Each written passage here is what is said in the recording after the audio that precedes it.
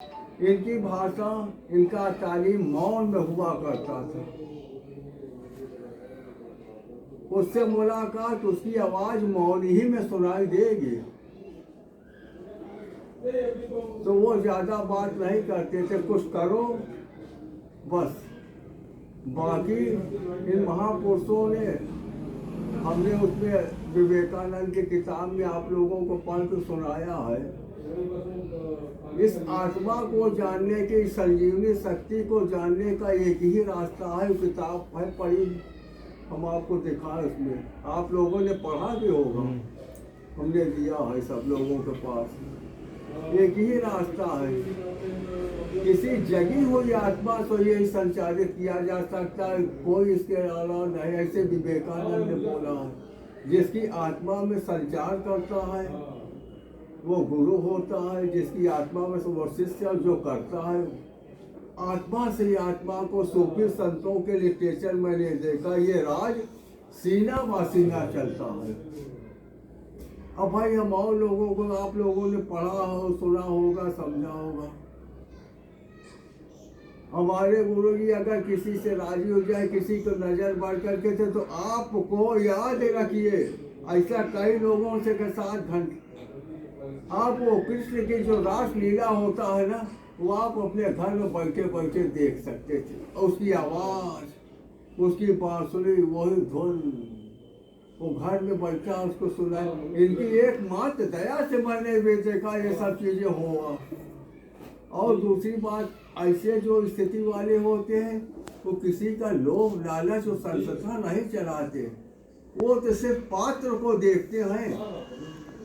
कोई भी मिला पात्र, वो हर पत्थर को नहीं तराशते। उनके पास बाजीर ने जगह कहा कि मेरे पास इतना वक्त नहीं कि मैं हर पत्थर को तराशूं।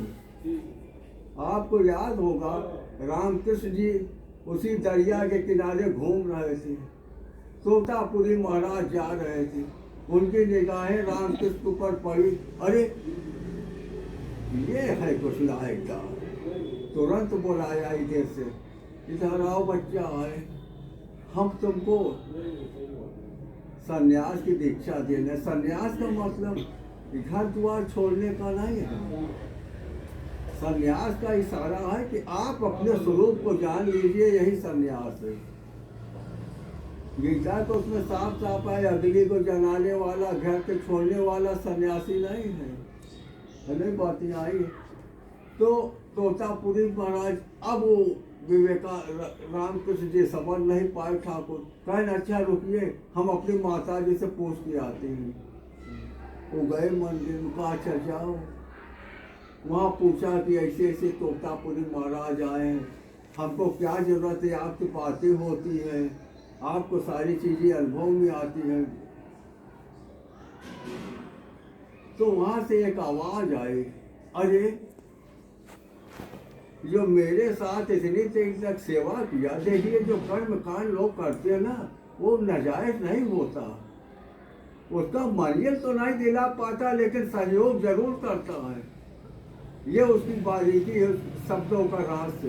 इतने दिन तक जो मेरी सेवा किया, मेरे पास बैठे, मेरे जो कुछ भी किया, जो कुछ भी, आज उसी का फल ही तो है कि तोतापुरी ऐसे महापुरुष स्वयं तो उसको सन्यास की दीक्षा देने चले आए। समझिए क्या इस बात को। तो जो भी मंदिर में लोग जाते, मान लिया हमारे यहाँ कबीर पंथी है, आज समाज वाले, मंदिर मोती, ऐसा नहीं है। जिसकी जो आस्था है आप कुछ करते रहे, उसका कोई ना कोई रिजल्ट आपको दे जाएगा, फल जरूर। हाँ, मुक्ति को पाने के लिए कुछ रास्ता तो आपको अपने स्वरूप को जब तक नहीं जानेंगे तब तक मोक्ष नहीं मिल पाएगा। माता जी का यही आदेश हुआ।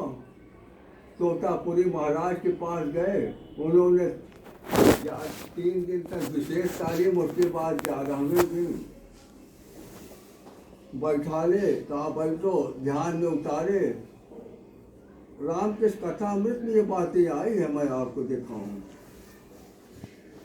रामकृष्ण ने कहा कि वो मूर्ति आगे आगे खड़ी हो रही है, हट नहीं रही। देखिए इसकी असलियत क्या होती है।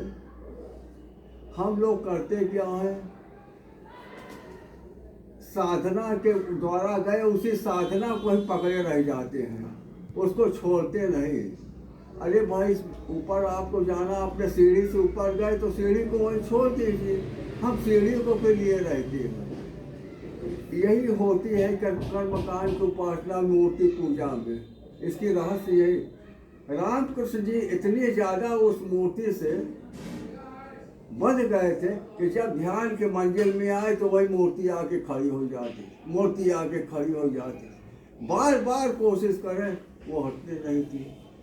तोतापुरी महाराज क्या हुआ?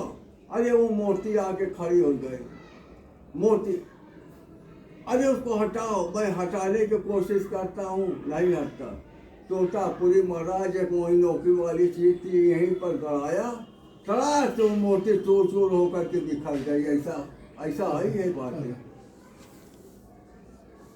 फिर वो आगे की मंजिल और उन्होंने हासिल किया। उसी रात को एकदम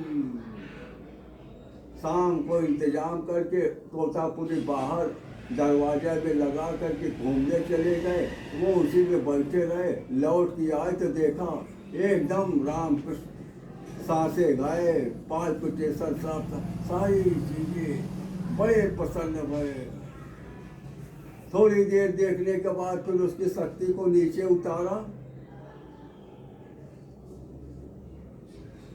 और उसके बाद कुछ बातें बताई और उन्होंने प्रसन्न होकर के तोतापुरी महाराज जी ने कहा कि देख, मुझको जिस चीज को हासिल करने के लिए 400 साल लगा, तन पर के कपड़ा उतार करके फेंकना पड़ा, वो तू 11 दिन के अंदर हासिल कर लिया वो स्थिति। मैं बड़ा प्रसन्न, आज से मैं तुझको परमहंस की उपाधि देता हूँ। ये उस कथामृत में आज मेरे कहने का मतलब, समाज में राम विवेकानंद ने साफ साफ यही लिखा है, समय समय पर ये महापुरुष समाज में आते हैं। ये अपनी मुक्ति की चिंता नहीं रहती, ये मुक्त होते हैं। इनके अंदर ईश्वरीय दर्शन करा देने की क्षमता होती है। ऐसा ही लिखा है, आपको मैं किताब में लिखा दिखाऊं। ये जलते हुए दीपक के समान है, जो कुछ भी इनके स्पर्श में आ जाएगा उसका दिया रोशन हो जाएगा। और कोई